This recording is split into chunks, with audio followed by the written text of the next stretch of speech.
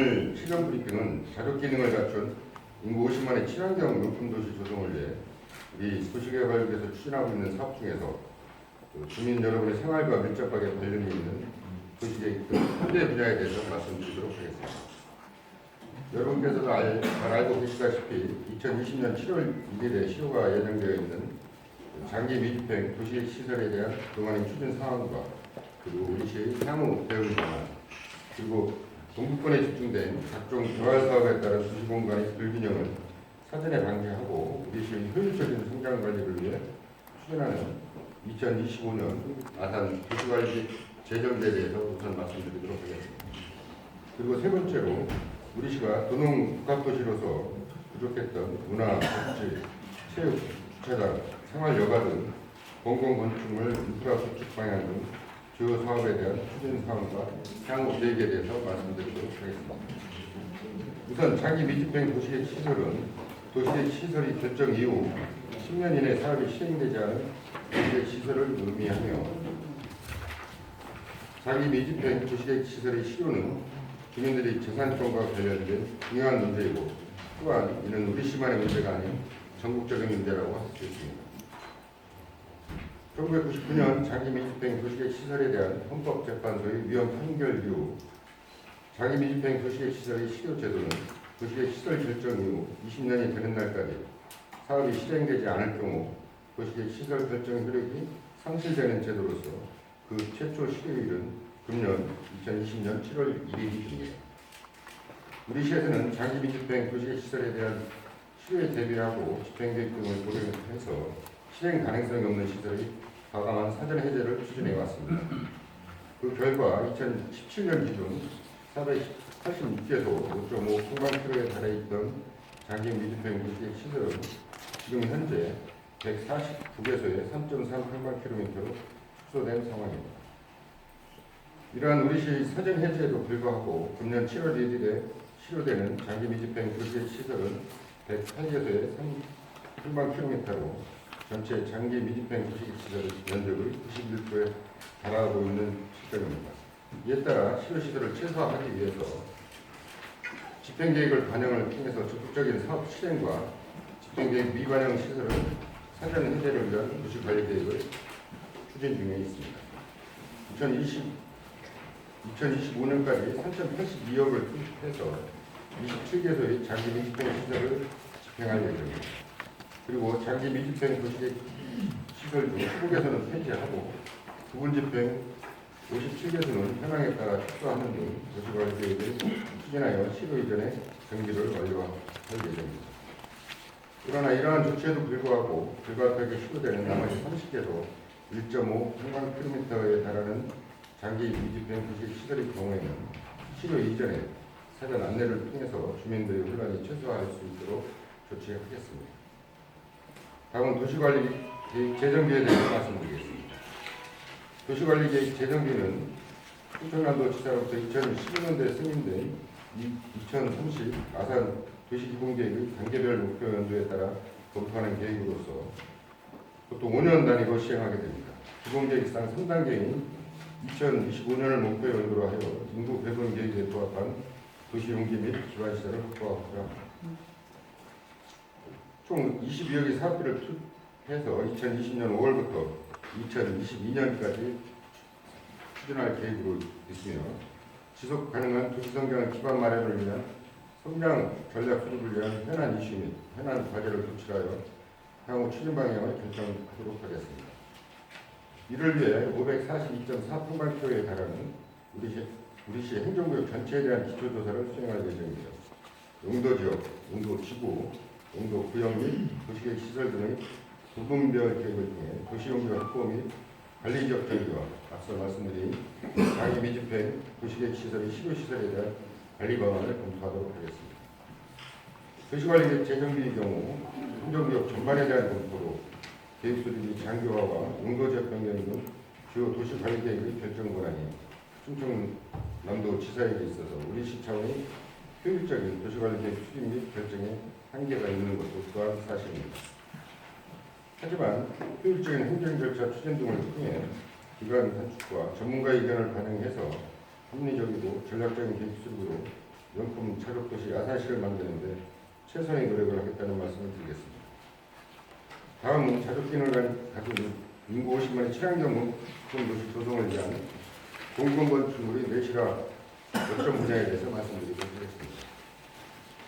여러분께서 잘 아시다시피 분홍 복합도시인 우리 시는 문화라든지 복지, 체육, 생활 여가 등의 공공건축물 인프라 구축 방향과 두 번째, 시민들에게 쾌적하고 건강한 실내 환경을 제공하고자 지속가능한 친환경 에너지 절감형 공공건축물을 구현, 그리고 세 번째, 공공건축의 효율성, 그리고 이용 편의성, 수익 향상 등 시민 맞춤형 공공건축물 신속 구현에 하는 등 공공건축물들의 건축 추진 상황과 방향에 대해서 말씀드리겠습니다.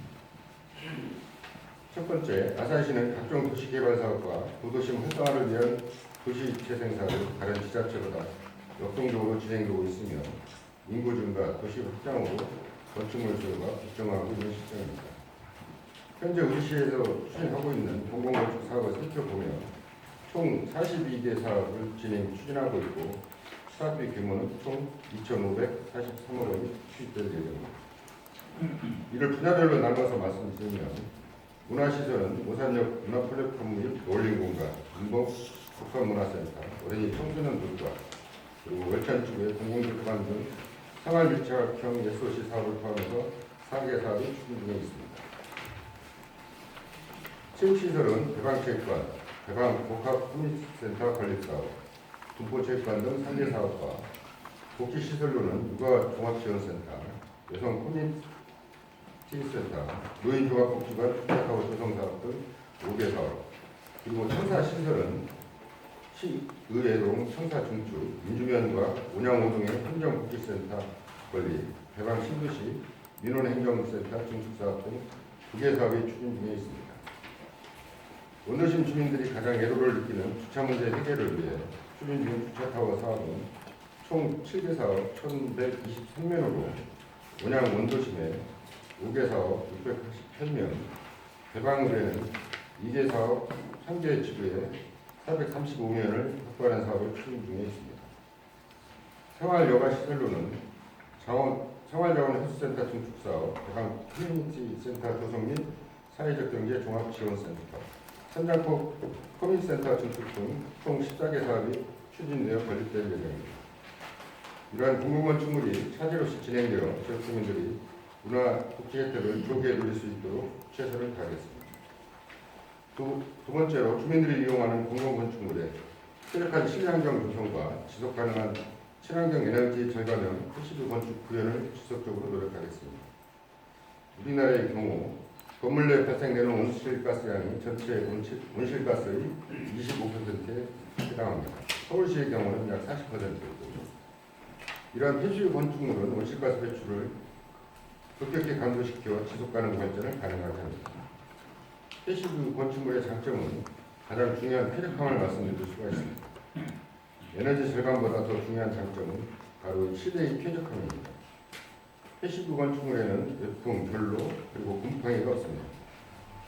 공공건축물을 이용하는 시민들에게 공기 질적으로 매우 우수한 건물을 제공할 수 있으며 24시간 열 회수형 공기 순환기를 가동해서 실내에 오염된 공기를 외부로 배출하고 신선한 공기가 유입되므로 이런 문제가 되고 있는 미세먼지에 대하여 자유로울 수 있는 능동적인 대안이 되겠습니다. 우리 시는 2014년 5월에 온양육동 행정복지센터를 전국자치단체 최초로 폐수구 건축 기법을 가역 건립한 후에 장애인 국민센터, 중앙도서관, 그리고 청소년 문화인지, 육아종합지원센터, 이주면 문방사 제로에너지 건축물 등을 통해 폐수구 건축물을 지속적으로 건립 추진하였고 또한 현재 진행 중인 의회동 문방문화복합센터, 운항육동과 이주면의 행정복합시설 중에도 지속적으로 적용하여 추진하게 됩니다. 이러한 선도적이면서도 지속가능한 친환경 에너지 절감형 공공건축물 구현으로 외부 기관의 견학이 끊이지 않고 있습니다. 저희 시에서 2017년부터 운영하고 있는 녹색 공공건축 여행 코스는 3년 동안 71기관 852명이 방문하였다. 방문 기관으로는 중앙구청, 지자체, 대학교, 고등학교, 러시아 건축사 등 다양한 기관에서 방문하여 우리 시 위상을 입힌 바 있습니다. 이러한 실적을 인정받아 중앙단의 적정평가에서 우수한 성적을 거두고 세 차례에 걸쳐서 녹색 건축물에 대한 중앙기관의 최우수상을 거둔 바 있습니다. 세 번째로 공공건축 사업의 가치와 품격을 높이고 그리고 무엇보다도 시민들에게 행정 서비스를 조기에 제공할 수 있도록 건축 기획의 내실화 시스템을 구축하도록 하겠습니다. 공공건축 총괄기획 내실화 시스템 마련을 위해서 2019년에 단위 사업별 협업 협의회를 구성해서 공공건축 사업 시행 매뉴얼을 작성한 바 있고 공공건축의 기획 단계부터 사업관리까지 일관된 사업계획 수립으로 전문화되고 신속한 행정절차 수행으로 사업기간을 단축하여 건축물을 조기 완공, 시민들에게 적게 제공되도록 노력하고 있습니다. 금년에는 공공건축물의 공공적 가치와 디자인 품격을 향상시키기 위해서 공공건축물 심의위원회 운영 규정을 제정해서 하반기부터 적극 시행할 예정입니다. 또한 건축사업 담당자 역량 강화를 위한 정기 직무교육 실시 그리고 각 건축물 유형별로 표준 설계 지침서를 마련하는 등 건축 기획 업무 전문화를 통해 신속한 사업 추진으로 조기에 시민들에게 공공서비스 공간을 제공했습니다. 우리 아산시가 자급자족과 여가 생활이 가능한 경쟁력 있는 성년의 모습을 갖춘 도시로 성장하기 위해서 적재적소의 건실한 공공건축물을 시민에게 제공함으로써 자족 가능한 인구 50만의 친환경 명품 도시 조성이 가능하다고 할 수 있으며 이를 뒷받침하도록 성공적인 공공건축물 구현을 위해 최선의 노력을 다하도록 하겠습니다. 저희 도시개발부의 업무가 우리 시의 도시 발전과 그리고 원도시 및 균형 개발에 맞춰서 주민들의 여가와 복지 실현을 위해 최일선에 있는 부서인 만큼 친환경 명품 자족도시 아산시를 만드는 데 최선의 노력을 다하겠다는 다짐과 함께 좀 더 경쟁력 있는 도시로 발전해서 우리 시가 중부권의 중추도시 역할을 할 수 있도록 여러분들이 많은 관심과 그리고 시정 발전을 위한 조언을 부탁드립니다. 감사합니다. 네, 이상 이제 브리핑을 마치고요. 질문과 답변 시간을 갖도록 하겠습니다. 그리고 이제 전문적인 분야는 해당 부서장님들이 다 받으시거든요. 자연스럽게 해당 부서장님이 하실 수도 있습니다. 네, 질문하실 기자분들은 네, 손을 들어주시기 바랍니다. 네, 이재영 기자. 저는 그러니까 크게 한 4가지 정도인데요. 네. 첫 번째 하나는 일단 우리 그 평상학관 옆에 그 유인건설이잖아요. 문이나라든가 예, 우리나라 부분에 대한 현재 말 그대로 뭐 문이라든가 뭐니 많이 들어왔을 것 같아서 거기에 대한 그러니까 건설 쪽이다 보니까 이런 질문을 드리고 예. 그다음 하나는 모냥 그랜드 호텔이 600억에 지금 외국 넘어가서 주상복합으로 짓고 있다는데 거기에 대한 시가 지금 동향파악하고 있는 정도하고 처음부터 4가지라고 하다 보니까 두 가지만 우선해요. 또 생각해. 그거부터 그것도 네. 그 평생학습관 옆에 있는 우민 아파트는 우리 시가 이제 그 자기 밀집해 장기 그 방치됐던 공동주택들이 여러 군데 있었는데 다 해소가 됐고 지금 현재 우민 아파트 하나가 남아 있는데요. 그 우민 아파트가 그각 후별로 이게 경매가 돼서 지금 소유권들이 정리가 안 돼 있는 상황입니다. 그래서 일부 다수를 가진 그 경매권자가 사업을 제가 의지는 가지고 있어서 저희들한테 신청한 바는 있는데 그 사업 시행자 측이 가질 만큼은 소유권 아직 확보하지 못하고 있는 상황인 걸로 알고 있습니다. 저희 시도 이런 그 장기 밀집행 그리고 방치된 아파트이기 때문에 재위원이나 또 도시민관상 좋지 않기 때문에 행정적인 지원을 최대한 할 생각이 있고 또 그렇게 안내도 하고 있습니다만 사업 민간 사업자가 아직 그 소유권에 대해서 만족할 만한 정리가 안 돼서 지원이 되는 것 같습니다. 그런데 그거를 사업을 하고자 하는 사업자가 있다는 말씀을 드리고 저희가 그 사업자가 저희들한테 행정적인 지원을 요청하면 저희가 적극적으로 지원하겠다는 말씀을 드리겠습니다. 그리고 두 번째는 그랜드 호텔은 작년부터 사실 원소유자가 매각을 해서 저희들한테 문의는 굉장히 많이 온 바 있고 지금 말씀하신 바와 같이 사업자가 계약을 했다는 소리까지는 들었습니다. 근데 저희들한테 어떤 사업 방향이나 이런 걸 가지고 와가지고 상담을 하고는 있고요. 저희들 기본적인 방향은 어떤 민간 사업이든지 간에 시각적으로 도움되는 방향이라면 지원을 할 거고요. 또 아까 그 사전에 말씀하신 바와 같이 그 브랜드 확보 때는 그 단지 그 주차장 도시계 시설 현재 용도가 주차장 용도로 그렇죠. 예, 그래서 그거에 대한 대안이나 이런 것 마련돼 올 걸로 보는데 아직 그 저희들한테 그런 구체적인 안을 가지고 와서 협의만 없어서 자세하게 말씀드리기는 어렵겠습니다. 그래서 최근에 계약이 되고 뭐 사업이 추진되고 있다라는 건 제가 동향으로 알고 있습니다. 네, 또 다른 질문 있으십니까? 말씀하시죠. 네, 팁으로도 김양석 기자. 다른 게 아니라 이제 주차 시설 같은 경우 이제 건립을 제가 하고 계신 걸로 좀 알고 있는데요. 또 이제 온양 뭐 중소시장이나 원전팀 같은 경우는 좀 뭐 나름 이제 괜찮을 것 같기도 한데 이제 대방 같은 경우 이제 주차타워를 건립을 하면 이제 요금 징수를 받게 되는데 그 부분도 좀 궁금하고요. 특히 이제 대방 같은 경우는 이제 건립이 된다고 하더라도 이제 주변에 이제 이면 도로라든지 만약 유료로 이제 운영이 된다고 하면 이제 주변에 이제 이면 도로를 이용하는 경우도 좀 많은 것 같아요. 뭐 세종시도 그렇고 뭐 이제 다른 경우도 보면 이제 주차타워를 이제 돈을 많이 들여서 이제 지어놨지만 사실 이제 이용을 하지 않고 이제 유료로 이제 운영이 되다 보니까 이제 다른 쪽으로 이용하는 부분들이 좀 많은데요. 그런 부분 좀 해소하기 위해서 좀 어떻게 좀 노력할지 좀 부분을 말씀 좀 부탁드리겠습니다.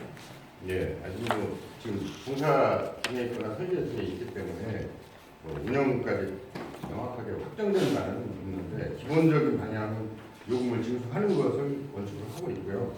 그 관리 주체는 그 시설관리공단이거나 아니면 그 원도심에 있는 데는 각 상인회나 이런 할 수 있는데 기본적으로는 저희 그 도시재생사업으로 하는 상대소를 제외하고는 대부분은 아마 그 시설관리공단이 운영을 하면서 요금을 징수할 것 같습니다. 이게 그 재생사업으로 하는 상인회도 마찬가지로 요금은 징수합니다. 그렇고요. 근데 주차 문제는 지금 말씀하신 대로 예, 굉장히 공급으로 이 문제를 어느 도시든지 해결하기는 어렵습니다. 그래서 결국 주차장을 공급하면 그 인근의 그 주차 단속이나 이런 것들을 하는 수요를 억제하는 정책도 병행해서 할 수밖에 없고요. 그래서 그런 그 주차타워나 이런 것들이 활성화되면서 통행이 좀 더 원활하게 될 수 있도록 저희가 주차장을 공급을 하지만 공급으로 모든 주차 수요를 해결할 수 없기 때문에 수요 억제 정책도 병행해서 시행할 수밖에 없는 그런 상황이고 이런 주차타워 인근도 그런 방향으로 운영이 될 거다 이렇게 지금 구체적인 운영 방법은 안 나왔지만 기본적인 방향은 그렇습니다. 공급도 하지만 주변의 수요 억제나 이런 단속을 통해서 소통이 원활하게 될 수 있도록 병행해서 할 예정입니다. 그러면 이제 아무튼 이제 수요 억제를 한다고 하면 이제 민원이 분명히 이제 폭발적으로 늘어날 것으로 좀 보이는데 그러면 뭐 이제 주차장 요금제를 좀 이제 기존보다 좀 많이 낮춘다거나 아니면 이런 조정 계획도 이렇게 좀 계획을 하고 그러니까 계신가요? 이제 그 주차 뭐 하여튼 지금 뭐 확정된 계획은 아니고 기본 주차타워를 하면 이런 방향으로 운영되는 것이 일반적이다라는 그런 사례로 말씀을 드리는 거고요. 그런 그 주차타워는 결국 상가지나 이런 데 위주로 하기 때문에 상가의 그 주차타워 인근에 있는 상가들에 대해서 유료용이라든지 이런 것들 정행해서 할 거고요. 그래서 그 요금이 그 실제로 이용하는 사람들이 과다하지 않게는 책정하겠지만 그래도 주차 질서는 이루어질 수 있도록 상가나 이런 거랑 협의를 해서 시간이나 이런 유료 시간이라든지 이런 것들은 그 어느 경우든지 주변하고 상의를 해서 결정하게 됩니다. 네, 동시에 몇 분이 들어가지고 우선 국제뉴스 최진기 부장님. 저는 체육시설에 관련된 데서 한번 네. 여쭤보겠습니다. 지금 민선체육회장이 선출돼 있어서요. 지금 시에서 이제 그 민선체육회하고 뭐 체육시설 관련된 이런 사업을 진행하실 때 어떻게 협의를 해나가고 계신지 좀 궁금해서 여쭤보겠습니다. 그거는 제가 구체적으로 좀 답변드리긴 되게 안 돼요.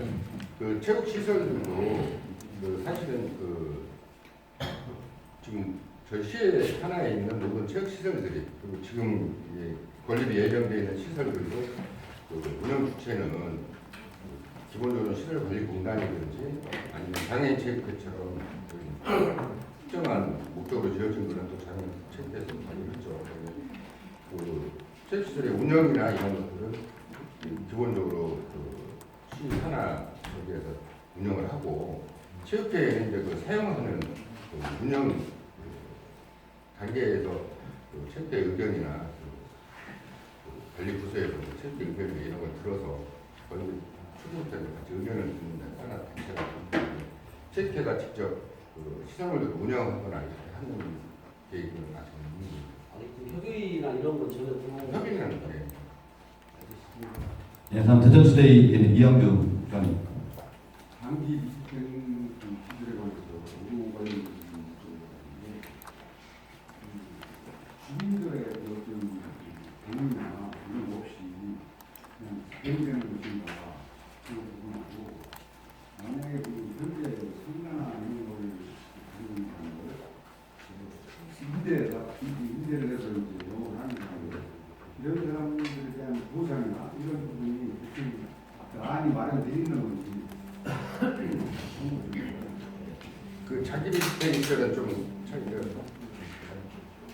자기비 집행들은 지금 기존에 있는 그 상가나 이런 것들이 이용하고 있는 시설들은 아마 해제 대상이 되지 않을 겁니다.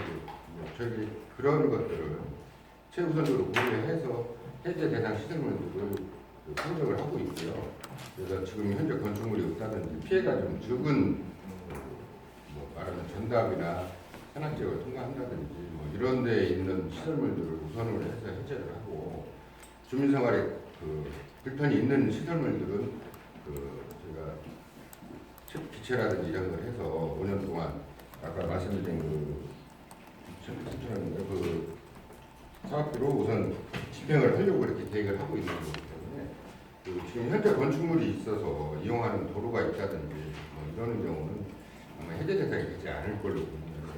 그거는 지금 현재 그 각 노선별로 그 집행 계획이나 해제 대상이나 이런 것들이 다 기수립이 되어 있기 때문에 도시계획과에 한번 지원만 주시면 해제 대상이 될 건지 집행해서 지금 현재 미집행됐더라도 5년 내에 개설이 될 시설인지 자세하게 알려드릴 수가 있습니다. 근데 통보를 받는 그런 상황이거든요. 그러니까 그런 사람들은 이제 생활을 운영하는 사람 입장에서는 굉장히 의사 보험료는 여러 가지 그거는 이제 어떤 상황이고 예. 여러 가지로 대책을 마련이 되어 있지 않느냐 이런 얘기들이 있습니다. 그래서 그런 상세한 부분이 어떤 대책이나 계획이 좀 돼야 그런 사람들의 상황이 좀 보호가 되고 어떤 부분이 감안해야 될 것 같다고 말씀드리는데 예, 그 말씀하신 사항은 이제 그 도시 저희 장기민 집행 시설이 아니고 그 도시개발 사업에 위한 그 기존 상가의 철거 때문에 말씀하시는 거고요. 그거는 사실은 그 각 보상들이 다 그런 어려움이 있습니다. 이게 사실 그 보상은 저기 이제 손실 보상이라고 하는 건데 보상은 이제 그 지금 현재 있는 실물 그리고 토지라든지 지상이라든지 해서 대상이 있는 것들을 대상으로 하는 손실 보상의 개념이고 지금 이제 질문 주신 그 피해나 이런 것들이 이제 소위 말하면 손해배상의 개념이거든요. 그 법에서는 이제 지금 있는 실물을 가지고 기준을 정해서 요것만 주는 거를 손실보상이라고 해서 보상법에서 주고 그 손해배상 개념, 피해보상 개념에 있는 것들은 그 보상법이 아니고 민사 통한 그렇게 하도록 규정이 되어 있어서 실질적인 이제 보상을 받는 분들의 그 괴리가 항상 발생을 하거든요.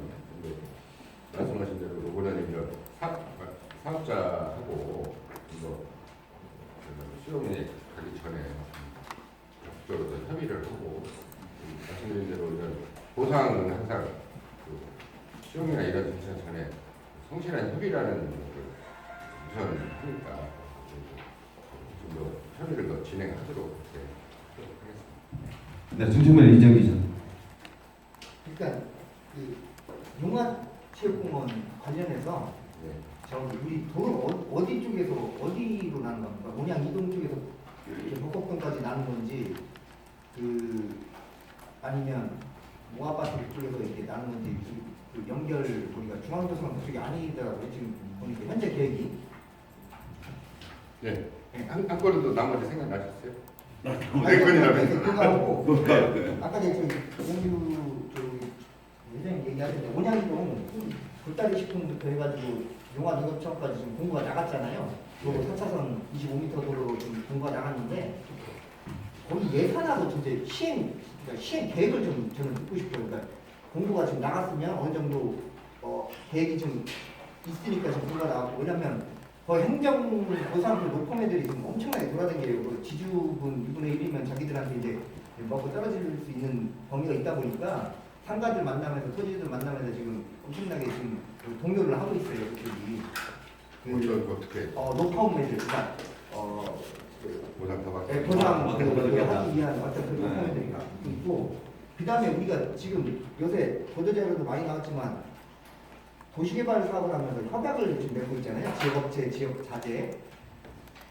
그거에 대한 너무 빗좋은 개발구가 아니냐. 우리가 시에서 좀 과학적으로 좀, 그러니까 이런 표현이 좀 냉정하지만 좀 어떻게 좀 더 압박해서 좀 할 수 있는 범위가 어느 정도 좀 또 차후에 어떻게 보면 단계적 무슨 지침이 있냐. 뭐 이런 정도 그 협약 되기로 그거 세 가지 질문을 드리겠습니다. 하여튼 제 범위가 아닌 것들도 있는데 제가 아는 범위만큼만 설명을 드리고 제 설명이 미흡하면 공원이나 이런 거를 이제 공원 목적이 나는데 추가 설명을 좀 드리시는 게 좋을 것 같고요. 제가 아는 범위 내에서만 우선 말씀드리겠습니다. 용화체육공원은 그 모아파트 쪽에서 넘어가는 도로가 당초에도 있었는데 그 과다하고 그 너머로 있는 그 저기이기 때문에 조정을 했지만 거의 탁조 노선처럼 그 모아파트 옆에서 그 남쪽으로 넘어가는 지금 그 남부 순환도로라고 하니까 연결되는 계획을 포함이 되어 있고요. 그 아까 말한 그 보곡동 쪽 얘기하는 거는 보곡동 쪽은 그 용화체육공원 사업이 아니고 저희들 그 도시개발 사업이나 그 아파트들 이게 사업자와 저희 시에서 시비를 그 대부분 돼서 숭고리에서부터 시민농공단이 있는 데까지 4차선을 확장할 계획이 있어서 그거는 그렇게 보상이나 공사를 추진해 있다는 말씀을 드리겠습니다. 굴다리 쪽은 아까 말씀드린 그 장기 미집행 도시 시설하고 같은 맥락입니다. 그거는 그래도 우리 시 그 남북을 잇는 중추 도로로서 그 집행을 해야 되는 도로로 저희들이 판단을 해서 집행을 할 계획을 갖고 있고 그에 따라서 보상을 우선 시행하는 거죠. 공사까지는 각 장기 미집행 시설은 보상을 우선하고 그래서 그 5년 내에 보상을 줘야 되기 때문에 보상을 우선 시행하는 거고요. 각종 그 보상 업무의 로펌들이 저기를 한다고 하는데 그 소유자들이 도움을 받을 수 있다면 도움을 받는 걸 저희들이 반대하지 않습니다. 근데 그 아까 말씀드린 그 기본적으로 보상 업무는 그 감정평가사가 정한 법에 정한 절차나 기준들이 있기 때문에 로펌들이 이제 하는 경우는 그런 로펌들이 해서 그걸 더 받을 수 있는 실질적인 법적인 제도는 있고요. 나중에 수용이나 재결이 되면 그때 재감정을 하거나 이럴 때 로펌들이 그런 주장을 하거나 이러는데 기본적으로 저희가 보상을 주면은 로펌의 도움을 받지 않는다 하더라도 그 시에서는 인원인들이 최대한 보상이나 이런 걸 받을 수 있도록 충분히 안내를 하고 있고 로펌에서 보상가를 끼적으로 올려줄 수 있는 그런 제도적인 장치입니다. 아니 공부 뛰었을 때 어떤 시행 계획상의 우리 예산 범위라든가 이런 걸 좀 마련 자체가 그거는 그렇게는 할 수는 없고요. 기본적으로 이제 보상 계획 공부를 하고 그에 소유자들의 동의를 얻어서 감정평가를 하는 절차가 있기 때문에 지금 보상 계획 공부를 아마 받으시는 것 같은데 제가 자세한 내용은 전해드리고요. 그러면 그 후에 소유자들이 입회하에 감정평가사 2인이나 토지 소유자가 이제 추천하는 3인이 현장에서 감정평가를 했을 때 규모라든지 가격이나 이런 거 나오기 때문에 사전에 그런 예산 범위나 이런 걸 알려드리면 불가능합니다. 보통 그렇게 하는 예는 있고요. 이제 세 번째 이제 그 건설국에서 이제 중점적으로 하고 있는 그 경제 활성화 차원에서 우리 시장님들이 굉장히 그 실질적인 거 하고 좀 수요하는 우리 지역 건설업체나 자재업자 하는 요구하고 괴리가 있는 것도 사실이죠. 그런데 이 대형 업체들이 갖고 있는 자기네 그 계열사들이라든지 계열 업체, 자재업체라든지 이런 게 다 있고 현실적으로 법에서는 이 지역 제한이라는 게 우리 아산시가 아니고 충남도를 의미합니다. 근데 다만 그래도 최대한 그 인허가 할 때도 이런 문구를 넣고 또 그 건설업체의 대표라든지 또 시행사의 대표들이 시장님과 면담사에서 시장님 간곡하게 부탁을 하고 그러면 압박을 하는 거고요. 그래서 또 그때 부탁을 하고 그 건설사 대표나 시행사 대표들이 그 지역 경제 활성화를 위해서 협조를 하겠다 이런 의약속이라도 할 수 있게 해서 MOU를 체결하는 겁니다. 그래서 그런 심리적인 압박이라든지 실질적인 효과를 받기 위해서 또 그런 MOU 체결 후에 또 제가 분기별로 당신들 현장에서 지역업체가 얼마만큼 자재를 썼고 장비를 썼고 업체에 얼마만큼 하고 있었냐 이런 실적을 또 분기별로 지금 받고 있고요. 저희 국은 아니지만 건설국장이 이번 주부터 그 대형 현장을 또 직접 방문을 해서 현장 현황자 이런 사람들 장비도 하고 있고 그래서 실제로 이게 계량적으로 얼마만큼 효과가 있을 거냐 이렇게 물어보시면 그건 답변하기 어렵지만 암만 해도 그 시장님이 있는 데서 그 대표나 시행사 대표들이 약속을 하고 좀 한다 그러니까 그동안에 했던 것보다는 좀 더 지역업체를 배려하는 부분에 있어서 많은 효과가 있지 않을까 기대를 하고 있고 또 실제로 그런 압박이 있으면 좀 더 많이 신경 쓰는 경우가 있다고 봅니다. 그러니까 대략적으로는 안 되지만 나름 이제 분기별 받아서 반영하겠다는 거죠. 앞으로 뭐 네, 그리고 사업들이 대략적으로 저희가 이제 연말이나 이렇게 되면 작년에 대비해서 어느 정도 했는지 대략적으로 여러분들한테 한번 그런 또 수치적으로 한번 발표하는 자리가 있을 걸로 알고 있습니다. 네, 다른 질문 있으십니까? 예, 네, 없으신 걸로 알고요. 아이고, 네. 자, 이명수 기자, 네, 마지막으로 하겠습니다. 네. 아니 다른 게 아니고 아까 말미에 여기 말미에 시설관리공단에서 그 주차 타워라든가 등등 관리하실 거라고 발표하셨어요. 네, 그 기사 나가면 보셨겠지만 시설관리공단이 여러 가지 자사 통계형 문제로 되게 시끄럽잖아요. 근데 그런 부분이 앞서서 개정되지 않은 상황에서 그쪽에 또 일을 아낀다는 게 가장 행보지를 있어요. 그러니까 아까 그 전제로 이게 지금 저희들이 대부분 국내에 이제 설계 단계에 있고 네. 공사 예산이 걸리기 때문에 운영 방안까지 지금 확정된 건 아니라는 문제를 말씀을 드렸고요. 저희들이 그런 시에서 하는 공공건축이나 이런 것들은 시설관리공단에서 하는 게 일반적이다라고 말씀드린 겁니다. 그래서 시설관리공단이 갖고 있는 뭐 그런 일시적인 문제점이나 이런 거는 공공기관이기 때문에 뭐 해소가 될 거고요.